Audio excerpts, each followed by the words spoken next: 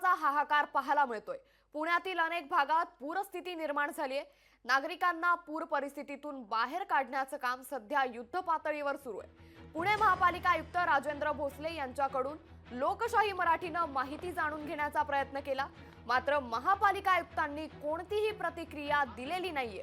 त्यामुळे पुण्यात आज सकाळपासूनच परिस्थिती ही गंभीर झाल्याचं पाहायला मिळतंय। याच पार्श्वभूमीवर पुण्यातील अनेक भागात पूरस्थिती निर्माण झाली आहे। याच संदर्भात पुणे महापालिका आयुक्त राजेंद्र भोसले यांच्याकडून लोकशाही मराठीने माहिती जाणून घेण्याचा प्रयत्न केला, मात्र महापालिका आयुक्तांनी कोणतीही प्रतिक्रिया देण्यास नकार दिला।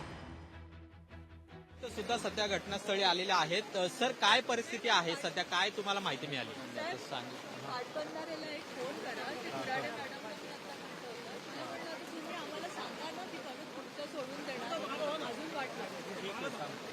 सर, काय तुम्ही आढावा घेतलेला आहे? थोडंसं ब्रीफ करा सर।